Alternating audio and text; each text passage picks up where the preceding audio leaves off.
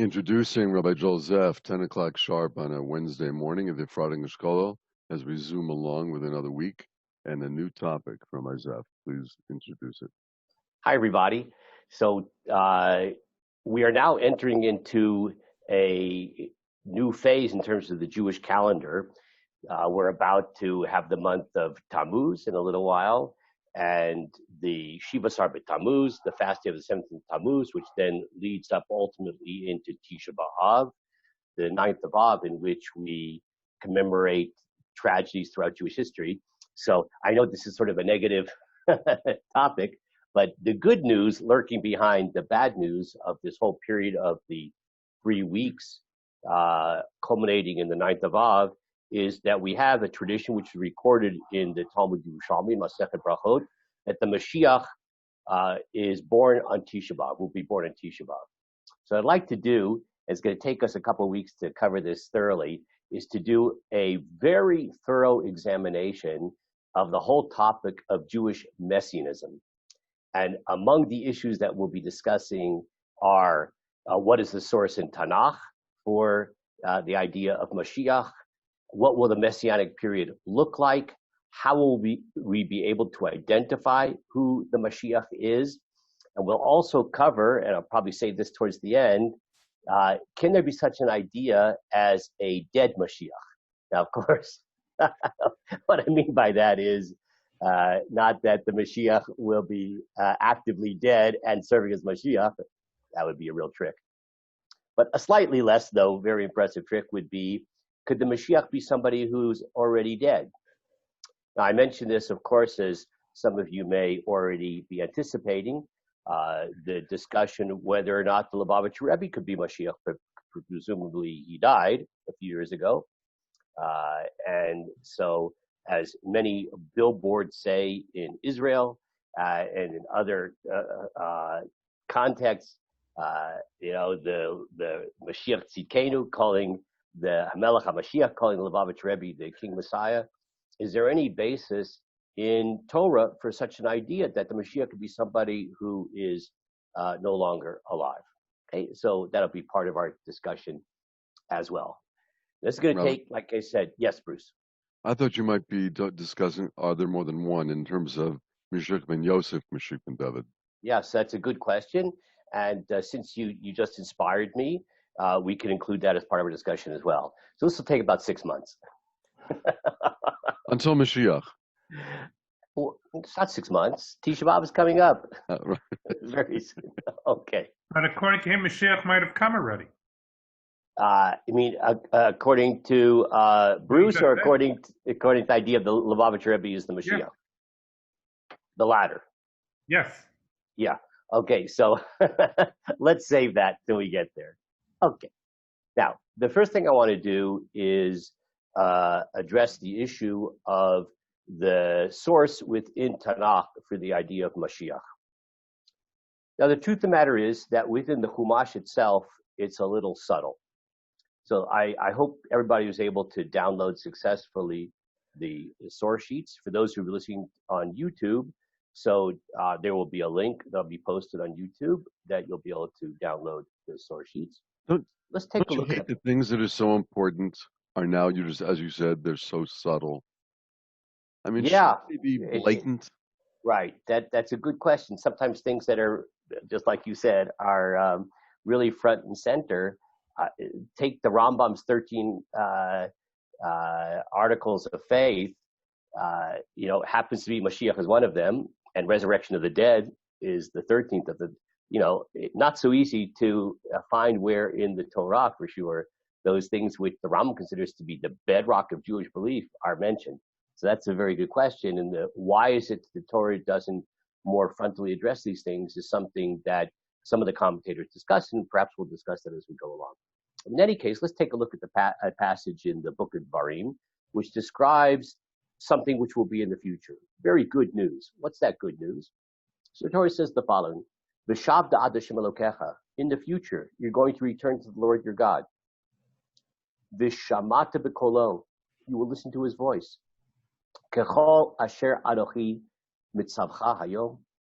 In accordance with everything that I'm commanding you today. Atol vanecha, you and your offspring, b'chol levavcha, with all of your heart, b'chol nafshecha, with all of your soul. V'shav Hashem Elokecha et shvutecha v'richamecha, that the Lord is going to return your captivity. You'll come out of the captivity of Teaneck, New Jersey, and the Lord will have mercy upon you. V'shav v'kibescha mikol amin, and Hashem will return and gather you from all the nations. Asher hafitzcha Hashem Elokecha shama, that the Lord had scattered you there.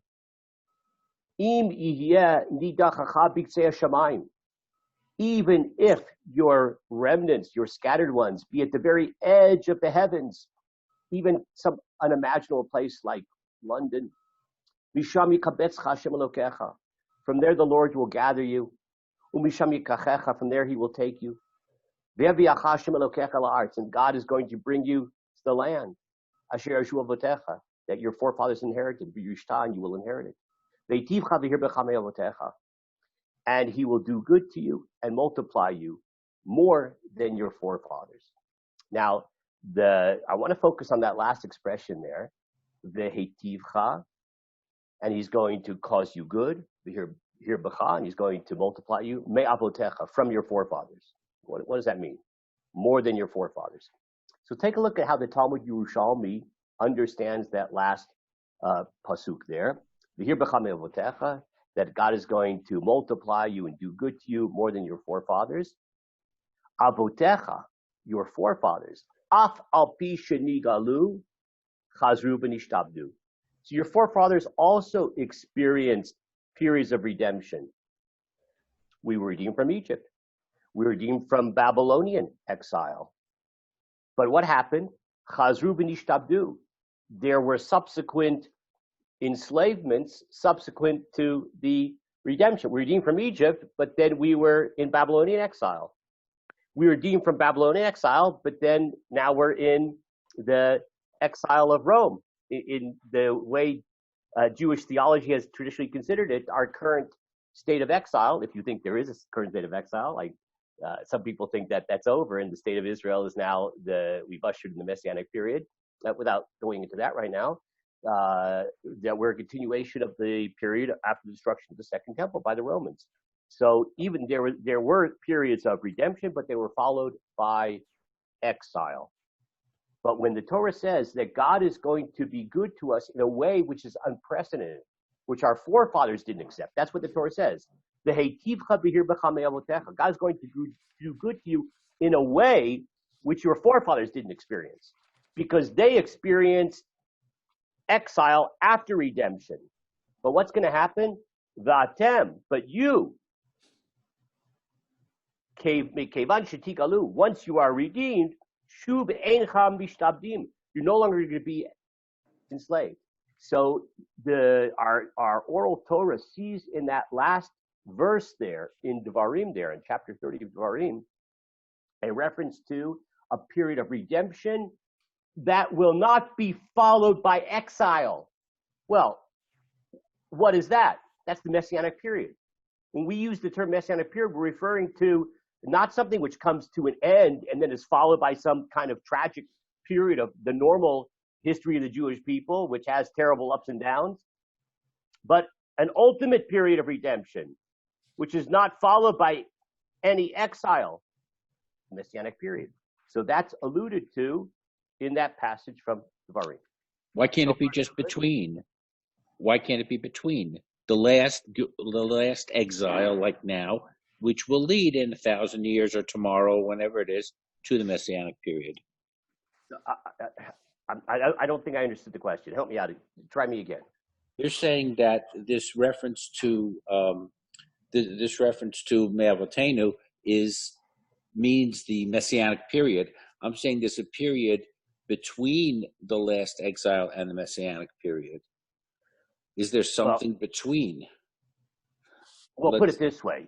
It's describing a period, the way the Talmud Yerushalmi is understanding it, of unprecedented redemption, right? It's describing Kibbutz Galuyot, the gathering of the exiles. Everybody's going to come back to Eretz Israel and will never experience any form of exile again. So maybe I'll try to, if I understand your question, Barry, is Is it possible that what you mean is like right now? So Baruch Hashem, we live in Gush Etzion. Exactly. So, And so there's never supposed to be another following exile. okay, so and what you're suggesting is when the Talmud Yerushalmi says that there's going to be this period of divine goodness which will be shown to us, which will not be followed by any further exile, that in a certain sense you could say that that's a description of what's happening now. And according to what you're suggesting, it's a kind of pre-messianic period, which will morph ultimately into a messianic period, never to be followed again by any exile. I like that a lot, and it's very interesting. I would say it doesn't really detract from the point, and that is, do we have a passage in the Torah which alludes to a period of ultimate redemption? And what you're suggesting is we might have to be a little more subtle, that there may be pre-ultimate redemption and then ultimate redemption. Or to put it in terms that we're all used to, because we daven in shuls that are religious Zionist shuls, most of us, and we say the prayer for the state of Israel, we say Reshit Smichat Gulatenu, the first flowering of our redemption, describing what we experience right now. And the first flowering of redemption is that initial stage, which will Bezrat Hashem morph into the ultimate redemption. So if one holds, like you do apparently, Barry, I see you're a Messianic Jew, that the current state of the Jewish people is this kind of first flowering of our redemption, which is not going to be reversed. We ain't going back to Tanach, right? This is it. Where it may take some time, but it's going to morph in the Messianic period. Then it would still, this would be a good source. It's just that you're pointing out a very nice point that maybe not describing the full-blown Messianic period, but a multi-stage historical process that is irreversible and will be unprecedented in the sense not followed by any further exile. Okay, Bruce, you had a question there. Yeah, there's no further exile. That doesn't mean everything is hunky-dory and it's all, and the market's going straight up. Couldn't it be like birth pangs where there's all kinds of problems and issues, partial sovereignty, this, that, all kinds of stuff going on before the final whatever it's going to be? Yeah, so that's an interesting question, and it relates to Barry's point that it could be in this Reshit Smichat Gulutenu, this initial period, that it's not it's like the stock market. Over time it goes up, but there are bumps, and that could very well be, but that wouldn't contradict the point here, and that is that we do have a passage in the Torah which, at least according to the way Talmud Yerushalmi understands it, is discussing the Messianic period. It may have some complexity to it, but it doesn't detract from the fact that it's describing an ultimate redemption, and that's the point. Okay. Now And there the is period another doesn't mean passage. a person, does it? The Messianic era, does that always Thank suggest? you very much. That's a very important point that Bruce is making, and that is, it doesn't mention a Mashiach. It mentions a Messianic period. So we'll get to that later. That's a very important point you're making. As a matter of fact, it's the next point. So, boy, I couldn't have paid you to be so good there. Oh, you Okay. can try. I mean, it's Okay. So put it on my bill. So let's take another look at a passage in the Torah, and this is the famous prophecy of Bilam. Right? Bilam is this prophet who has prophetic capabilities, according to our sages, that were on par with Moshe Rabbeinu's prophetic abilities. Okay? It's just that he used them in a negative way, except for HaKadosh Baruch Hu has a good sense of humor, and when he thought he was going to use those powers to curse the Jewish people, he ends up blessing the Jewish people, and he, as part of his prophecies, predicts the future of the Jewish people. Let's take a look at one of those passages. Very interesting and controversial passage here. He says the following. Enu. Bilam says the following. I see him. Who's the him? We'll find out. Velo ata, but it's not now. It's going to be in the future. Ashurenu. It's another way of saying I'll see him. Velo karov, but it's not going to happen in this close by, in the imminent. It's going to be in the future. Maybe in the year 2020. Darach kochav miyakov. A star is going to rise from Jacob. The kamshevet miyisrael. A scepter is going to arise from Israel. Umachatz pate Moab is going to smash the brow of Moab. Just use the translation here. The karkar kol b'nei shet, and the foundation of the children of Shet. I don't want to discuss all the aspects of this mysterious prophecy here. Just one point, and that is a star is going to rise from Yaakov. So look at how the Talmud Yerushalmi, very famous passage, interprets that phrase. Tani, Rabbi Shimon ben Yochai. So Rabbi Shimon ben Yochai taught the following tradition. Rabbi Akiva Hayad Doresh. Rabbi Akiva, when he would see this passage of Darach Kuchad Miyakov, a star is going to rise from Jacob, he used to explain it the following way. Darach Kuchad Miyakov, Darach Kuzba Miyakov. That Kuzba will arise from Yaakov. A person named Kuzba. Of course, we know who that is. That's Bar Kokhba. Bar Kokhba. He said this passage is predicting the Mashiach. It's in the Torah. It's predicting Mashiach. A star is going to rise from Jacob and it's going to destroy the enemies of the Jewish people.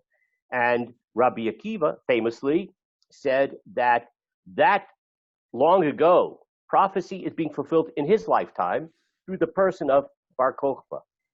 As the Talmud Yerushalmi goes on to relate, Rabbi Akiva kadhave chami Bar Kokhba. When Rabbi Akiva would see Bar Kuzma, Bar Kokhba, Have Amar, he would say the following: Dain hu Malka Mashiach in Aramaic. This is King Messiah. Now, in historical retrospect, I think most of us would agree that it turned out to be a disappointment. Bar Kokhba was not the Messiah, but it doesn't detract from the point that our tradition sees in that pasuk, Darach Kochab Miyakov, the star will arise from Jacob and destroy the enemies of the Jewish people, already in the Torah itself, a reference to a Mashiach who will destroy the enemies of the Jewish people. Now, who is the best candidate for that role? Was it Bar Kokhba or Bruce Markowitz or Lubavitcher Rebbe, right? So that's an open question right now. But in terms of finding a passage in the Torah which alludes to Mashiach, the person of Mashiach, not just the era, E-R-A, not error, but the era of Mashiach, we see that here in the prophecy of Bilam. So far, so good.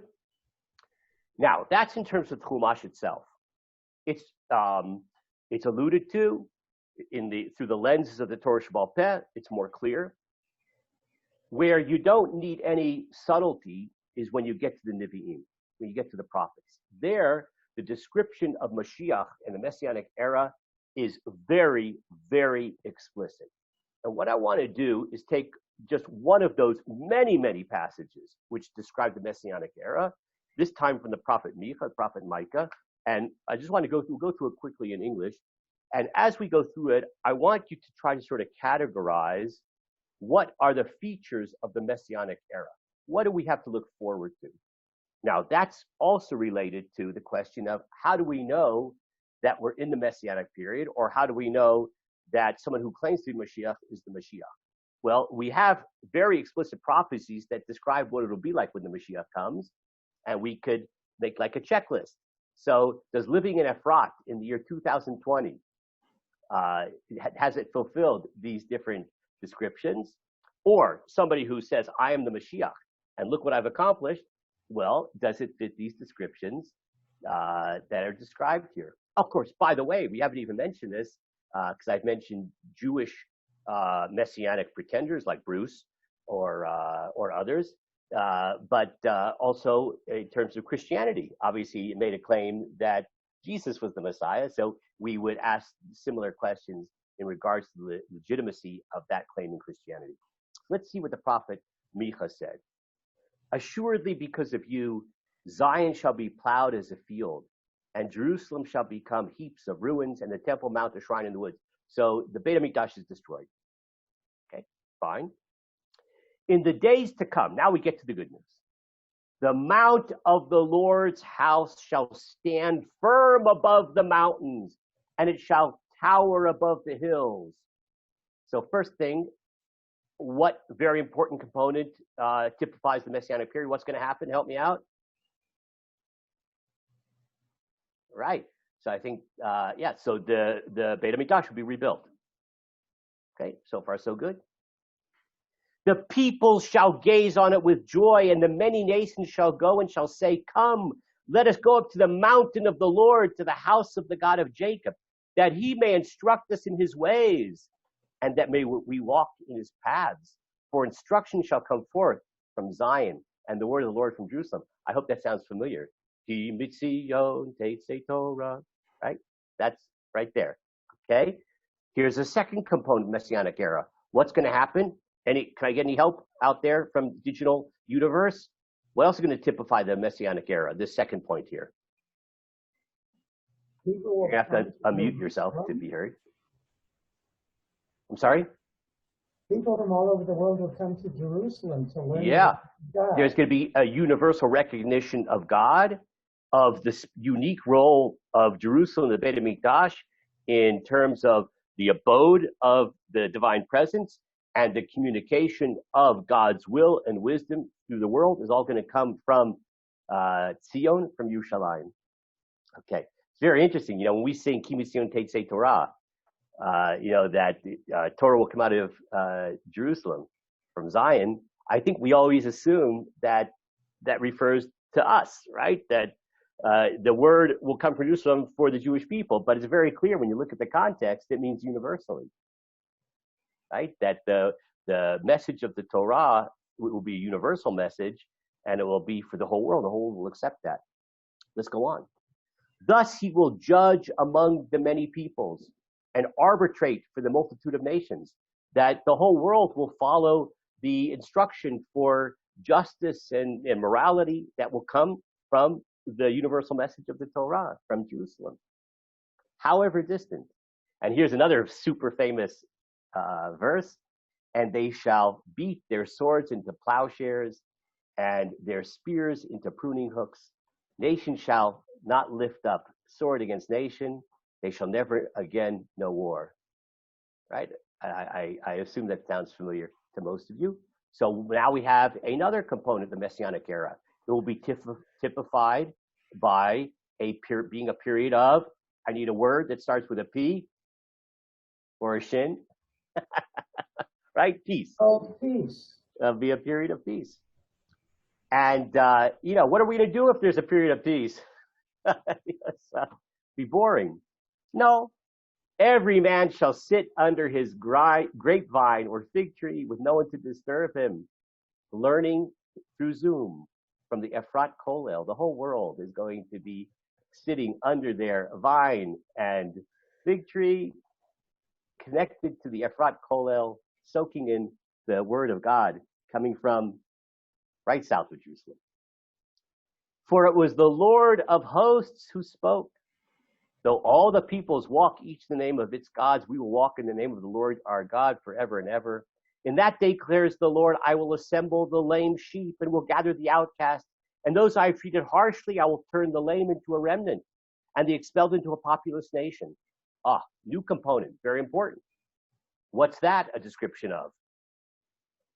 Gather the outcast, right? And the expelled into a populous nation. Shivat Zion, return to Zion. Return to Zion. Shivat Zion, beautiful. Kibbutz Galiot, the ingathering of the exiles from the four corners of the earth to Gush Etzion, right? And one more component. And the Lord will reign over them on Mount Zion, now and forevermore. Oh, you, Migdal Eder. That's interesting. You know where Migdal Eder is? Right down the road there. Right down the road. Outpost of fair Zion, it shall come to you. What's it? The former monarchy shall return, the kingship of fair Jerusalem. So what are we going to have? The restoration of, help me out? Beit David. Malchus Beit David. Right, Malchus Beit David. We're going to have the restoration of the Davidic monarchy. So let's just make a little, just a review here. So there will be the reconstruction of the Beit HaMikdash. There will be a universal acceptance of the Torah and recognition that from Jerusalem will come the voice of God, which will instruct the entire world. There'll be a period of peace, and there will be the ingathering of the exiles and the restoration of the Davidic monarchy. Now, I'm not necessarily suggesting that this is the order, right? That's something maybe we'll discuss as we go on. But these are the highlights of the Messianic period. And it'll be very important to bear this in mind when we want to judge, are we in the Messianic era? Or again, if somebody claims to be the Messiah, these are the things that typify the Messianic period. We'll want to know, have these things been accomplished, which will then confirm the Messianic status of a person who says, I'm the Messiah. Fine. Let's take a look at another couple of passages from the prophets. And here we'll see a passage from the book of Jeremiah. In that day declares the Lord of hosts, I will break the yoke off your neck and I will rip off your bonds. You're not going to be slaves in Lakewood, New Jersey. No more, right?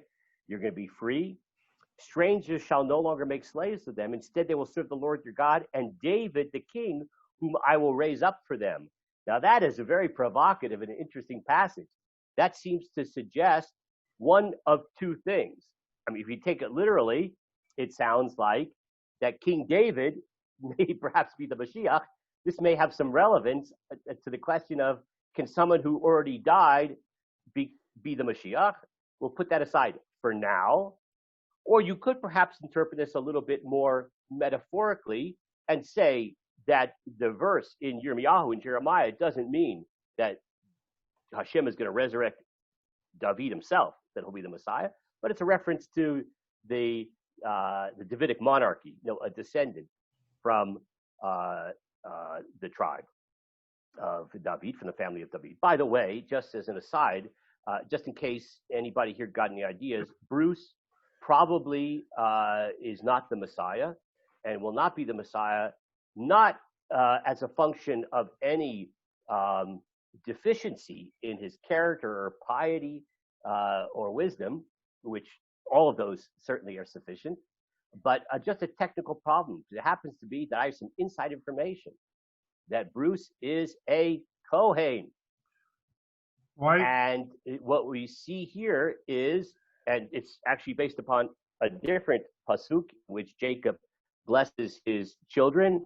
And when he refers to the tribe of Yehudah, of Judah, he says that the scepter of leadership, of kingship, belongs to the tribe of Yehudah. King David was from the tribe of Yehudah, of Judah.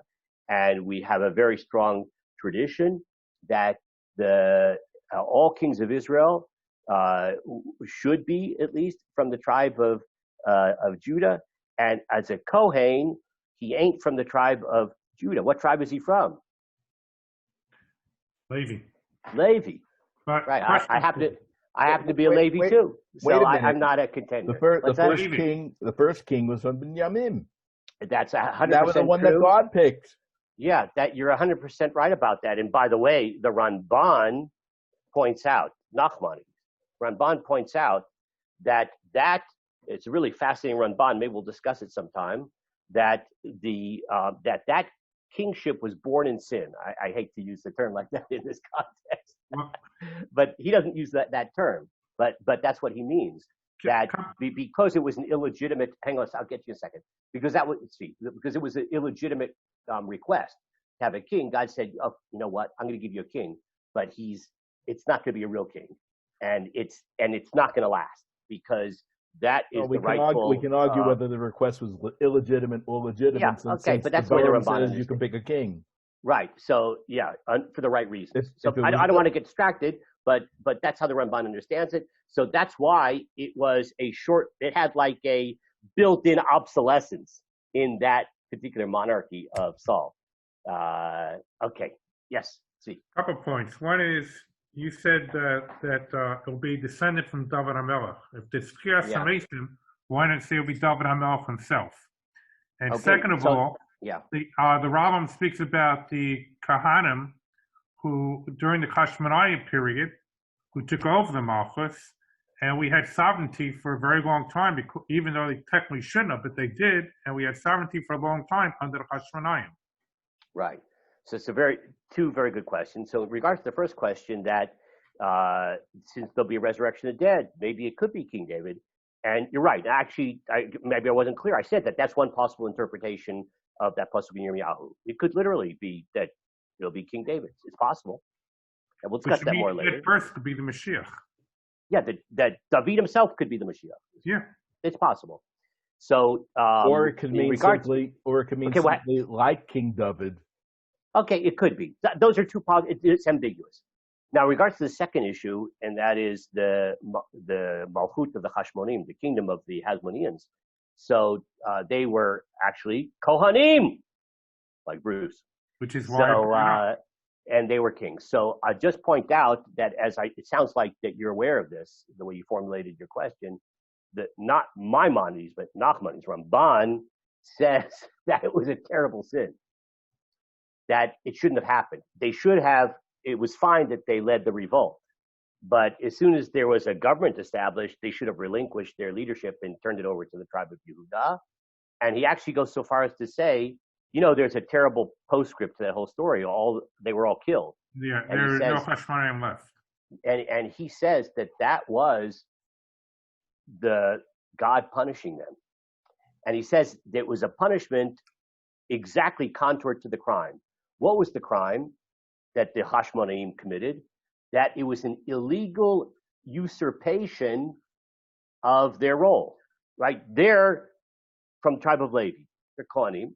They're not supposed to be kings, right? Only from the tribe of Judah. So what was the ultimate punishment? The ultimate destruction of the Hashmonaim was in the hands of Herod. How did Herod become the king? Through illegal usurpation, right? Herod was barely a Jew, right? Well, the Romans appointed. Yeah, him. yeah. In any case, it doesn't matter. The point is, it was a illegitimate usurpation of the role. So according to the Ramban, it's sort of the way God operates, midah k'neged midah, right? As the crime of illegal usurpation of kingship was punished by an illegal usurpation of kingship. So that brings up a very big question here, is that there's always a split between the administrative head and the religious head, the Navi and the Melech. But here, this seems to indicate that the Mashiach is going to be both. It's going to be Melech and that's it. Melech is going to cover everything. Do you understand that? Yeah, I think I understand your question. So the Ramban, by the way, also mentions that, Nachmanides, and he says that as a separate issue, that there's supposed to be what maybe in modern times we would call division of religion and state on some level. So the Ramban does seem to suggest that if we're talking about the rebuilding the Beit HaMikdash, there's also going to be a reconstruction of the rightful status of the Kohanim. Because the Torah presents the Kohanim. It's interesting, we don't really relate to that anymore. The Kohanim were supposed to be the teachers of the Jewish people, the spiritual leaders of the Jewish people. That was actually the original purpose of the Kohanim. So were the Leviim. Yeah, and the Leviim. So the whole tribe. Okay, so according to that theory, the whoever the Mashiach is will be the righteous king, right? Now, so when we talk about a division of religion and state, right? We don't mean that you have some horrible person as the king, but luckily there's a high priest who then teaches the Torah, right? There's going to be a righteous person who will also embody Torah ideals, but then the main sort of religious figure would be the Kohen Gadol, right? So there will still be this division. Why wouldn't there be a reinstitution? Why wouldn't there be a reinstitution of Navi? Because the Navi worked in hand with David, and David referred to the Navi as God, and that was the religious or the moral voice of the nation. Yeah, it's a good point. So I think everybody agrees, I think, that there'll be a restoration of prophecy as well, except I think there'll be a change, and that is that the Nevi'im that existed in normal historical periods acted as those who chastised the Jewish people, right? There are almost no feel-good Nevi'im. Shmuel. Right? So Shmuel himself also, was certainly even towards David. He was the one who reminded people of the moral responsibilities. Look at Shmuel's reaction on our topic of the request having a king, right? Shmuel the Nevi'im were reproachers, to make up such a term, right? But if we're talking about a period where there's universal morality and peace and all this kind of stuff, the nivu'ah, prophecy, takes on a different status, and that is, it's not this person who's been appointed by God to call to repentance, but it's actually a state of being that it could be that we're all going to have. We're all going to have the capability of prophecy. Yes. In the time of David, didn't you have Natan Navi who really didn't give that much mussar to the people? So we have to quibble. What does it mean, much, right? I would say it's fair to say. You don't see him giving really that much mussar. Yeah, I would say that if we were to characterize the function of the Navi in Tanach, we would say that the Navi's basic function, to characterize it and make a generalization, it's to reproach the people, sometimes not even Jews, sometimes other nations, to follow the word of God. Now, it happens to be, I don't want to get too distracted because it's a really different topic about what is prophecy. The Rambam, right, Maimonides, not Nachmanides, suggests that prophecy is actually a natural capacity that anybody can have if they achieve the proper moral development and intellectual development. Anybody can achieve it. And therefore, based upon that, it's just a reflection of a certain greatness that one has, that you're then in harmony with God, and there's a kind of flow, a kind of mind meld between you and God that allows for a kind of intimacy in the relationship which doesn't exist under normal times, except for among individuals. So it could very well be, if we're talking about a period of perfection, that the notion of prophecy completely changes. You're going to be a prophet too. Everybody's going to be a prophet. And we'll have this kind of level of intimacy with God, and it's no longer the person who teaches Torah. That will become primarily the function of the Kohanim. But let's leave it for that. And, I'm sorry? Your sixth sense. That the prophecy is a sixth sense. Is that what you're saying? Yeah.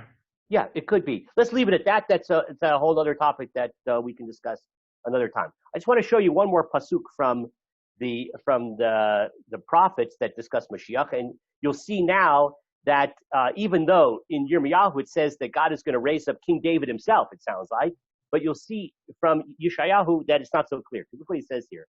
And the throne shall be established in goodness in the tent of David, and on it shall sit in faithfulness a ruler devoted to justice and zealous for equity.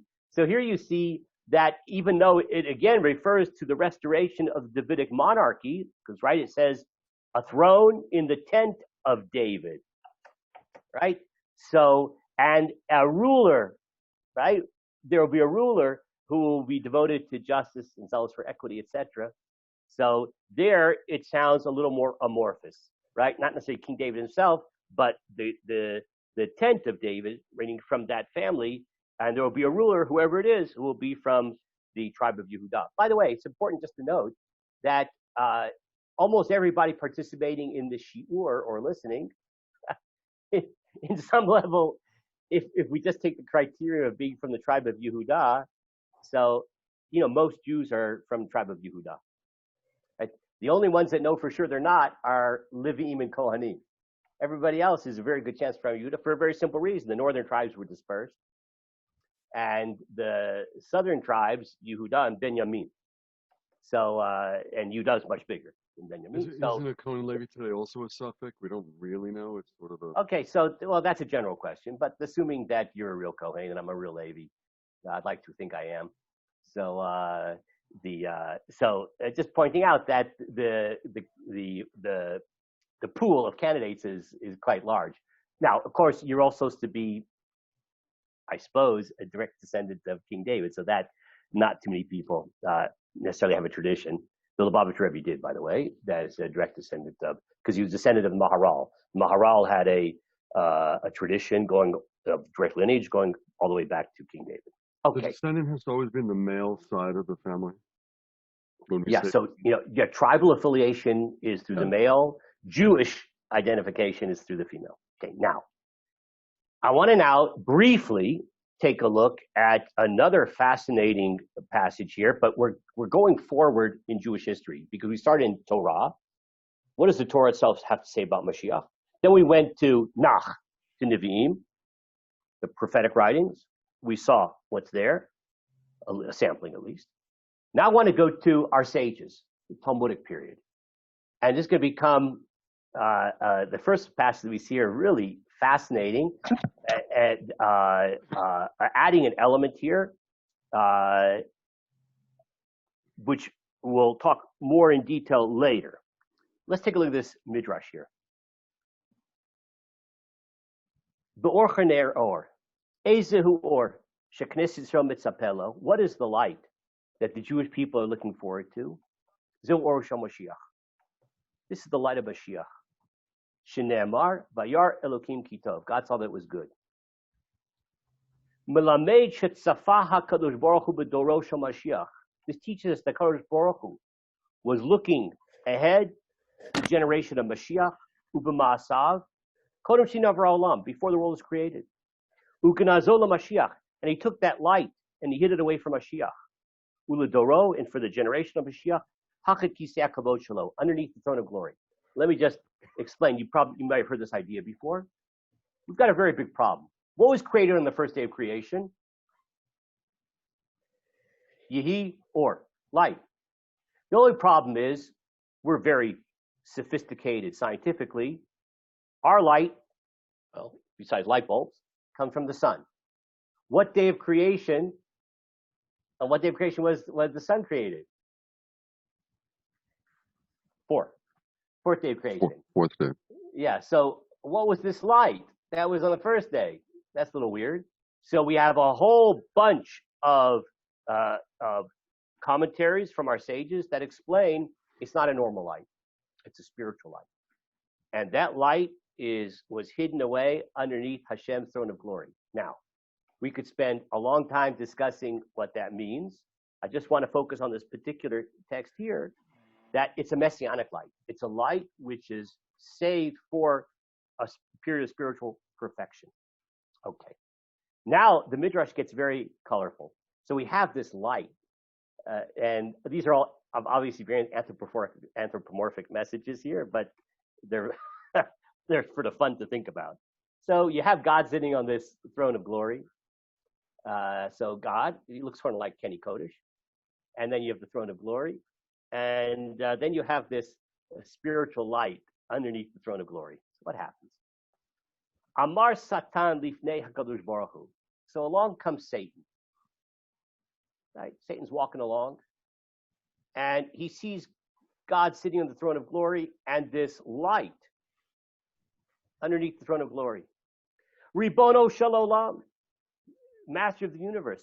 Or shit, by the way, you see that Satan recognizes God's rightful status. God is the master of the universe. You know, Satan works for God. Or shenignaz tachet kisei kavod shelcha lami. Hey, that light that I see underneath your throne of glory, to whom does it belong? Amarlo. So God said to him, well, I got some bad news for you. Lemi shehu atid lahachzircha lahachlimcha v'voshet panim. It belongs to he that in the future is going to set you back and to shame you. Oy vey. Bad news for Satan. Amarlo. So God said or Satan said to God, Ribono shel olam hareuli. Right, who is this guy? I want to see him. Amarlo. So Hashem said to Satan, Bo ure'eoto, come and see him. Click your heels 3 times, spin around, say there's no place like home, and you will see this being who's going to shame you. V'cheivan shera'oto, when Satan saw him, nizdaza, he fell into shock. V'nafal panav, he fell on his face. V'amar, b'vadai zeu Mashiach. Wow, this is the Mashiach. Shatid lihapili. In the future, he's going to cast me down. Ulechol sarei umot olam. And all of the angelic forces behind all the nations of the world that gang up on the Jewish people are going to cast us down begainom into hell. This is bad news for Satan. He's going to be unemployed. Can you comment when this is written? I mean, it's because we transitioned from an era to clearly a person, and I'm curious how that happens. Yeah. So now it's important to bear in mind that's not quite true, because Bil'am spoke apparently about a person. A star will arise from Jacob, right? Just question who that person is. We also saw that in the prophets themselves that there's very clear reference to that the monarchy will be restored. That's a king, right? There'll be an individual. And whether but all the things that will happen will already have happened. In other words, all those preconditions will already have happened. The nations will know this. There'll be no war. It doesn't predicate those upon a person. Okay, it's like I mentioned before, it's a little hard to know exactly the order. But in any case, in terms of Bruce's question, this comes from the Talmudic period. These are very hard to date, these traditions. So, it's somewhere, the Talmudic period is long, but it's sometime towards the end of the very end of the Second Temple period, the period of the Mishnah, into the beginnings of the Talmudic period. I can't date it more precisely than that. I mean, in Jewish history, it's not that old, in other words. Well, I think 2,000 years is pretty old. Well, for our history, it's sort of in the middle. It's okay. We've been it's around post-biblical. Okay, that's true. Except for it's important to note that it's not like it's making up an idea about Mashiach, right? That's already something that we saw attested to in the Chumash itself and in the prophets. But what is new, and this is what I find so interesting about this, you'll see it more clear in a second, is we're about to read it. Okay, you'll see in a second. Ba'ota sha'a, at that moment, hitragshu umot olam, all the nations of the world got pretty upset. Amru lefanav, and they said before God, Ribono shel olam, Master of the universe, mihu zeh she'anu noflim biado. Who is this person, this masked man, that we're going to fall into his hands? Mashmo mativo. What's his nature? What's his name? Amar le'en HaKadosh Baruch Hu, God said to them, I'll tell you his name. Ephraim, Mashiach Tzidki Shmo. He's Ephraim, my righteous Messiah. That's his name, Ephraim. Magbia komato, he's going to uplift his stature. V'koma doro, in the stature of his whole generation. Me'ir inei Yisrael, he's going to give light to the eyes of Israel. Moshia amo, and save his people. No nation or language can stand up against him. And all of his enemies, V'tzarav, and all those who persecute him, Mitbahalim, will be panicked and borchim milfanav, and run away from him. Af naharot poskim b'yamino, even the rivers will split by his right hand. Well, that's absolutely fascinating. So I'm a little bit shocked because we use the term David, and that's part of the confusion. Is it David really, or is it descendant of David? But we're talking about the Davidic monarchy. I'm a little surprised when it says his name is going to be Seymour. Oh, Ephraim, right? Doesn't that hint to Mashiach ben Yosef? Exactly. That phrase. Who is Ephraim? One of the sons of Yosef. He's the son of Yosef. So if you've ever wondered, like, Mashiach ben Yosef, what's that all about? Here is a very nice source, from the time of our sages, Talmudic sages, which talks about a Mashiach who's the son of Yosef, Ephraim, right? And we also learned something about his function. Now, hang on one second. What is the function of this particular Mashiach ben Yosef? What does he do? What's this description here? Very clear. It's almost exclusively his function. Anybody help me out here? He beats up the enemies of the Jewish people. That's Mashiach ben Yosef, right? He secures the physical well-being of the Jewish people from their enemies, right? And so I like to call him, you'll forgive me, I'm a little irreverent, but this is Rambo Mashiach. Rambo Mashiach, Mashiach ben Yosef. Now, I want to discuss this a little bit further, but I want to point out that a very interesting image at the end here, that rivers will be split by his right hand. Where'd that come from?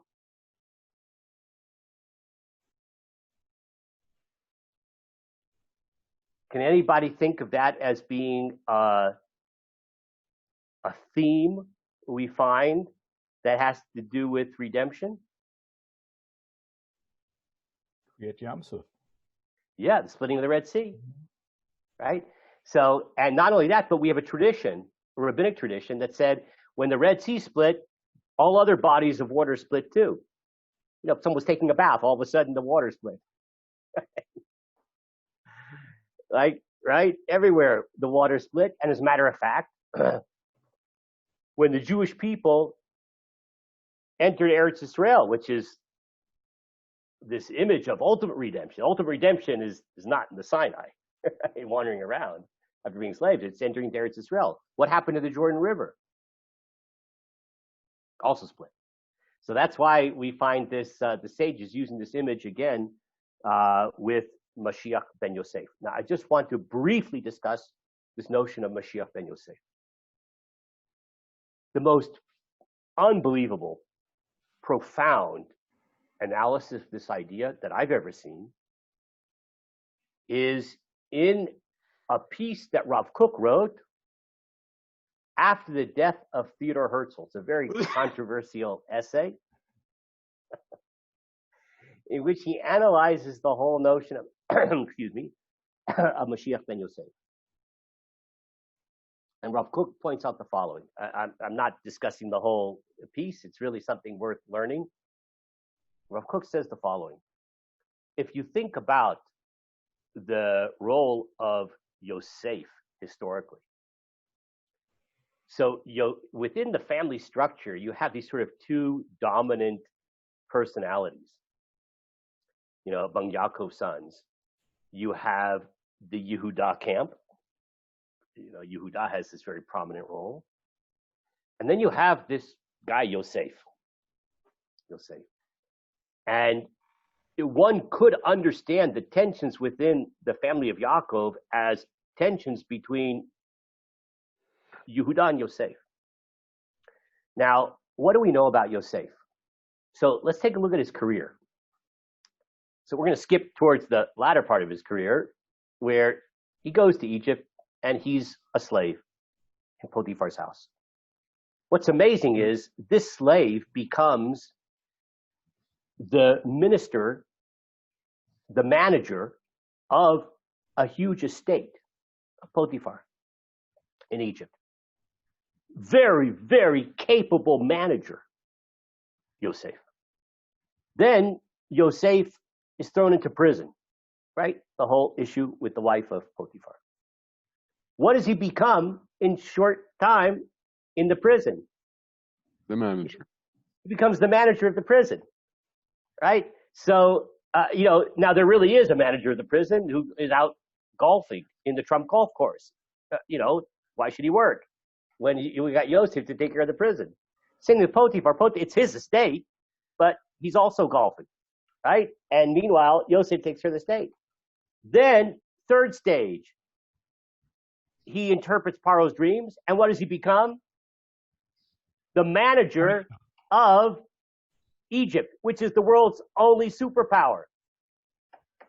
And we see his brilliance in terms of developing the agrarian policy of Egypt and the profound implications of that, essentially saving the world.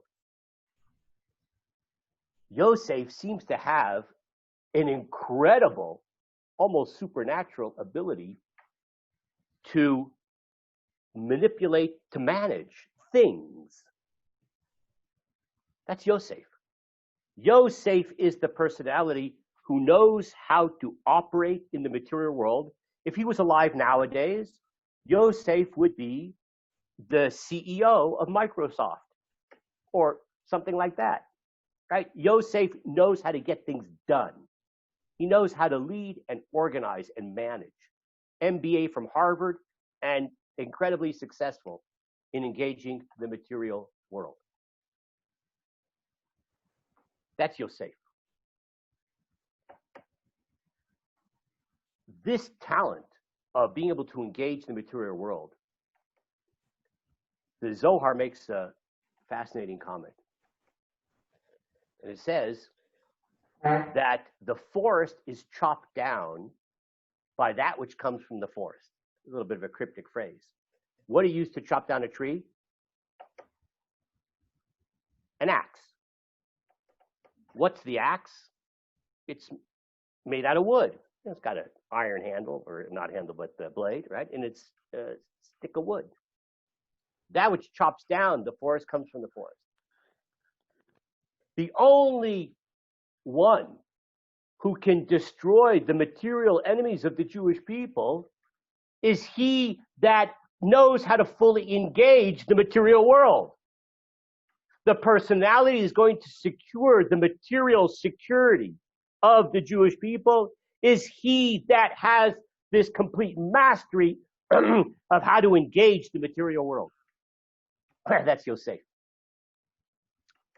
Based upon that image of the biblical personality of Yosef, we have Mashiach ben Yosef. Mashiach ben Yosef is that human being who is going to be the precursor of Mashiach ben David, who is going to be very worldly. Yosef knew all the languages of the world. Yosef is the supreme manager. Yosef is accepted by the world and engages them. And all those attributes allow him to then secure the material well-being of the Jewish people, which he did in Egypt. What happened to the Jewish people in that stage of history is then echoed later in ultimate stages of the Jewish history. That's a famous principle you probably heard of that the Ramban talks about, Ma'aseh Avot Siman Labanim, that which happened to the Jewish people in terms of the patriarchal period sets in motion paradigms which then play themselves out later in Jewish history. So just as Yosef secured the physical well-being of the Jewish people to prevent them from starving to death, so too, Mashiach ben Yosef will secure the material well-being of Jewish people. As we see here in this midrash, he's going to destroy the enemies of the Jewish people. Mashiach ben Yosef.